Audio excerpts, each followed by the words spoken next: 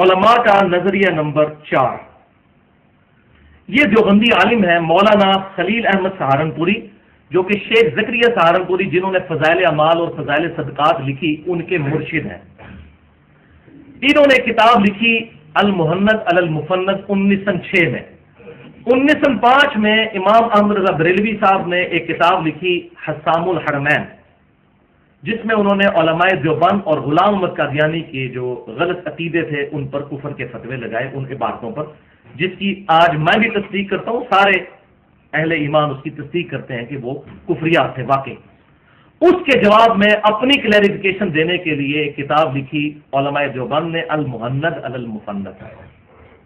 یہ ان کی بنیادی کتاب ہے، 26 عربی میں سوالات کیے گئے، انہوں نے بتایا کہ ہمارے یہ عقیدے ہیں، اور یہ ان کے نصاب میں بنیادی کتاب، چھوٹی سی کتاب چاہے پڑھایا جاتا ہے، جس میں 35 علماء دیوبند کے سائن ہیں، جس میں اشرف علی تھانوی صاحب بھی شامل ہیں۔ اس میں یہ عقیدہ لکھ رہے ہیں کہ ہمارا عقیدہ کیا ہے، اور یہی عقیدہ المہند المفند جو کہ مکتبۃ العلم لاہور سے چھپی اس کے صفحہ 28 پر، اور شیخ زکریا سہارنپوری صاحب کی جو فضائل حج ہے جو تبلیغی جماعت والے کتب خانہ فیضی سے چھاپتے ہیں، اس کا صفحہ 138 ہے۔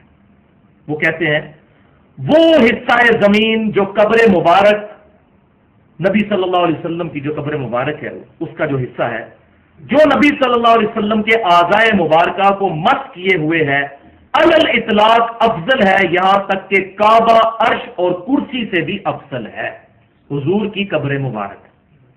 اب کوئی حدیث کوئی آیت نہیں انہوں نے پیش کی ہے، انہوں نے اپنا عقیدہ بتایا۔ اب یہ عقیدہ کتاب و سنت میں کہاں موجود، اجماع میں کہاں موجود، یا ایون امام ابو حنیفہ رحمۃ اللہ علیہ کی تعلیمات میں کہاں موجود، نکالا جائے ہم ماننے کے لیے تیار ہے صحیح سند کے ساتھ۔ اور یہ مزاج رسول صلی اللہ علیہ وسلم کے بھی خلاف ہے یہ عقیدہ۔ وہ کس طرح؟ پہلے میں وحی کا فیصلہ آیت مبارکہ سے سناتا ہوں، سورہ الحج کی آیت نمبر 74۔ ما قدر اللہ حق قدری ان اللہ لقوی عزیز، ان لوگوں نے اللہ کی وہ قدر ہی نہ جانی جو جاننی چاہیے تھی، بے شک اللہ تعالی غالب ہے اور قوت والا ہے، اللہ کی قدر نہیں جانی۔ اب آئیے پروفٹ کا مزاج کیا تھا صلی اللہ علیہ وسلم۔ انہوں نے کہا کہ نبی صلی اللہ علیہ وسلم کی قبر مبارک اللہ کے عرش، کرسی اور خانہ کعبہ سے افضل ہے۔ تو پھر اس کے آگے میں ایک جملہ جوڑتا ہوں، اگر پھر خانہ کعبہ سے ان ساری چیزوں سے افضل ہے وہ، تو پھر قبر مبارک کا طواف بھی ہونا چاہیے۔ اگر خانہ کعبہ کا طواف ہوتا ہے اللہ کے لیے ہی ہو، قبر کا طواف شروع کر دیا جائے، پھر یہ رزلٹ تو نکلیں گے۔ تو اس کے مقابلے پر آپ صلی اللہ علیہ وسلم کی تعلیمات کیا ہیں؟ وہ صحیح بخاری انٹرنیشنل نمبر کے مطابق 3445 نمبر حدیث ہے، کتاب الانبیاء چیپٹر میں۔ سیدنا عمر فاروق رضی اللہ تعالیٰ عنہ کہتے ہیں کہ میں نے خود اپنے محبوب صلی اللہ علیہ وسلم سے یہ بات سنی کہ میری شان کو اس طرح مت بڑھا دینا جس طرح نصارہ یعنی عیسائیوں نے اپنے پیغمبر کی شان کو ایک حد سے آگے بڑھا دیا تھا۔ میں اللہ کا بندہ اور اس کا رسول ہوں، مجھے اللہ کا بندہ اور اس کا رسول ہی کہنا، عبدہ ورسولہ۔ دوسری حدیث صحیح مسلم میں کتاب المساجد چیپٹر میں انٹرنیشنل نمبر کے مطابق 1188 نمبر ہے۔ سیدنا جندب رضی اللہ تعالیٰ عنہ کہتے ہیں کہ میں نے نبی صلی اللہ علیہ وسلم کو ان کی وفات سے 5 دن پہلے یہ بات کہتے ہوئے خود سنا۔ یہ مزاج آپ کو پتہ چلے گا۔ فرمایا خبردار، تم سے پہلے لوگ اپنے انبیاء کرام علیہ السلام اور نیک لوگوں کی قبروں کو سجدہ گاہ بنا لیتے تھے، خبردار تم لوگ قبروں کو سجدہ گاہ نہ بنانا، بے شک میں تمہیں اس حرکت سے منع کرتا ہوں۔ اس کے علاوہ بھی کتنی حدیثیں ہیں بخاری اور مسلم میں آپ کی مرض وفات کی، اللہ کی لعنت ہو یہود و نصارہ پر، انہوں نے اپنے نبیوں کی قبروں کو سجدہ گاہ بنایا۔ یہ بخاری میں بھی ہے اور مسلم میں بھی۔ اس میں میرا پورا لیکچر ہے، مسئلہ نمبر 63 کے نام سے، ولادت مصطفیٰ صلی اللہ علیہ وسلم اور رسول اللہ کی آخری وصیتیں، 2 گھنٹہ اور تقریباً 19 منٹ کی گفتگو ہے، اور ریسرچ پیپر بھی ہے رسول اللہ کی آخری وصیتیں، ریسرچ پیپر نمبر 1 صلی اللہ علیہ وسلم۔ تو آپ صلی اللہ علیہ وسلم کا مزاج کیا تھا؟ مسند امام احمد میں صحیح سند کے ساتھ یہ حدیث موجود ہے، جو ہمارے ریسرچ پیپر دعا صرف اللہ ہی سے، اس میں بھی لکھی ہوئی ہے۔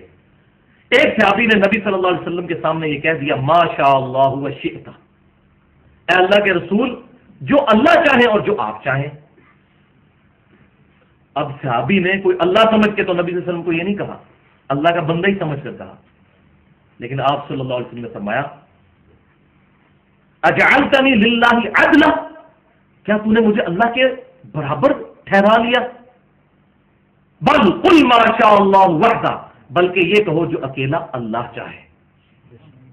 اب اس صحابی کوئی آج کے دور کا تو نہیں تھا کہ یا رسول اللہ میں نے آپ کو وہ عطائی مانا ہے اور غیر مستقل بذات مانا ہے اور باذن اللہ مانا ہے، انہوں نے آگے سے کوئی اس طرح کا معاذ اللہ استغفر اللہ آرگومنٹ نہیں کیا، ان کو پتا تھا، حضور کو بھی پتا تھا، اس نے رب مان کے نہیں مجھے کہا، لیکن آپ نے وہ ایشو ادھر ہی کل کر دیا۔ اور اس سے بڑھ کر بڑی حیران کن حدیث صحیح مسلم میں ایک صحابی خطبہ دے رہے تھے تو آپ صلی اللہ علیہ وسلم سن رہے تھے ان کی تقریر، تو انہوں نے آیت پڑھی وَمَن يُطِعِ اللَّهَ وَرَسُولَهُ فَقَدْ فَازَ فَوْزًا عَظِيمًا، جو کوئی اللہ اور اس کے رسول کی اطاعت کرتا ہے تو وہ کامیاب ہوا اور بڑے اونچے درجے کی کامیابی پر فائز ہوا۔ اس کے ساتھ انہوں نے کہا آیت تو تھی وَمَن يَعْصِ اللَّهَ وَرَسُولَهُ فَقَدْ ضَلَّ ضَلَالًا مُبِينًا، جو کوئی اللہ اور اس کے رسول کی نافرمانی کرے تو وہ کھلی گمراہی میں جا پڑا۔ یہ سورۃ الاحزاب کی دونوں آیتیں ہیں۔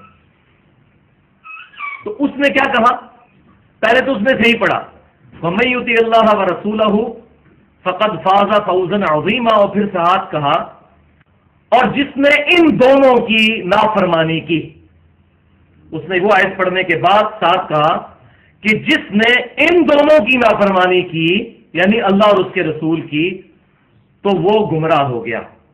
اب تو غلط بات کہی، لیکن آپ صلی اللہ علیہ وسلم نے اس پر ان کو منع فرمایا اور کہا کہ یوں مت کہو، کے الفاظ ہے بئس الخطیب انت، کتنا برا خطیب ہے تو نے یہ کیوں کہا کہ ان دونوں کی، تجھے کہنا چاہیے تھا اللہ اور اس کے رسول کی نافرمانی، یہ دونوں کا جملہ اکٹھا کیوں کر دیا؟ اللہ، اب ذرا اس عبارت کو پڑھیں کہ وہ حصہ زمین جو نبی صلی اللہ علیہ وسلم کے اعضاء مبارک کو مس کیے ہوئے ہیں علی الاطلاق افضل ہے، یہاں تک کہ کعبہ، عرش اور کرسی سے بھی افضل ہے، والعیاذ باللہ تعالی۔